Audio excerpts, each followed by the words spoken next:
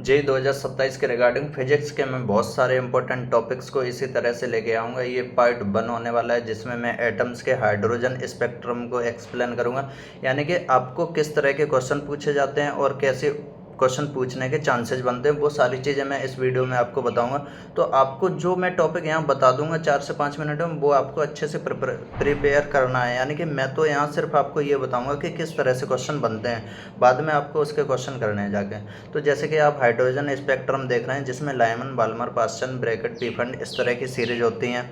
अब इसमें पूछ लेता है ट्रांजिशन होता है तो वेवलेंथ क्या होगी, एनर्जी क्या होगी, एनर्जी वेवलेंथ का रिलेशन क्या होगा। तो जैसे कि लाइमन से बाल्मर, बाल्मर से लाइमन में जा रही है, यानी कि हमेशा N2 होगा वो ग्रेटर देन N1 होगा। यानी कि जो आपका ट्रांजिशन हो रहा है वो इनिशियल स्टेट होती है और जिसमें जा रहा है वो फाइनल स्टेट होती है।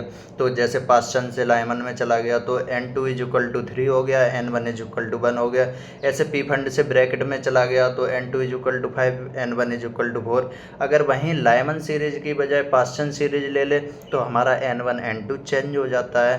तो ये चीज़ें आपको रिलेशन पता होना ही चाहिए। जैसे कि उसने लाइमन की जगह बाल्मर सीरीज में कराया है तो पास्चन से बाल्मर का करा दिया तो N1 हमारा 2 हो जाता है, N2 हमारा N2 हो गया वो 3, यानी कि 3 से 2 वाली होती है। जैसे लाइमन के लिए वो फिर बाल्मर के लिए 1 से स्टार्ट हो जाती है। तो इस तरह से ये रिलेशन आपको पता होना चाहिए।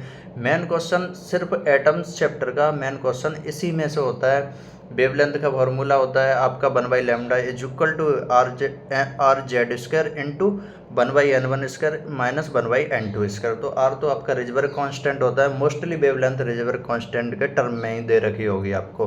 तो N1 क्या है आपका फाइनल ट्रांजिशन स्टेट, मतलब कौन सी स्टेट में आया है, और N2 क्या है आपका जो कौन सी स्टेट से आया है। यानी कि अगर मान लो 3 से 2 में आया तो N2 हो गया आपका 3, N1 हो गया आपका 2। तो इस तरह से आप वेवलेंथ निकाल लोगे। भाई एनर्जी की बात की जाए तो R/Z² यानी कि -13.6 Z² 1/N1² माइनस 1/N2²।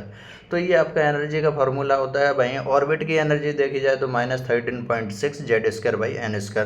तो Z हो गया आपका एटॉमिक नंबर, N हो गया कौन से सेल में है उस ऑर्बिट की एनर्जी।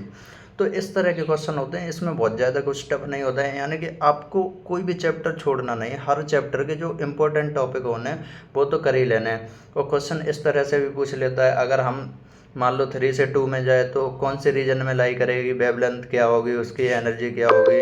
अल्ट्रा ऐसे पूछ लेगा, पास्चन सीरीज है वो कौन से रीजन में लाई करती है, लाइमन है उसका रीजन कौन सा है, बाल्मर का रीजन कौन सा है। तो इस पर रीजन पे लिखे हैं, जैसे यूवी रीजन लिखा है, विजिबल रीजन लिखा है बाल्मर के लिए, पास्चन के लिए इंफ्रारेड, ऊपर की तीनों सीरीज के लिए इंफ्रारेड है।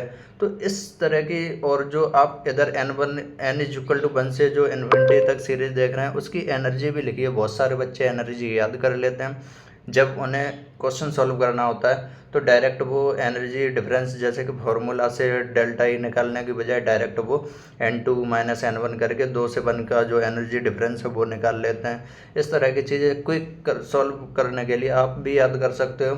तो जो भी इम्पोर्टेंट चीज़ रहने वाली, बस एटम से आपको ये चीज़ तो याद रखनी है और फिर थोड़ा थोड़ा हर चीज़ देखते रहना। अभी तो आपके पास बहुत ज़्यादा टाइम है, तो अगर इसमें कोई डाउट हो तो बता देना। इस तरह से मैं हर एक इम्पोर्टेंट चैप्टर का जो सबसे इम्पोर्टेंट टॉपिक है वो लेके आऊँगा। आप बता सकते हो कैसे, अगर आपको ठीक लगता है तब तो मैं लेके आता हूँ, नहीं तो फिर कुछ और तरीके से लेके आऊँगा।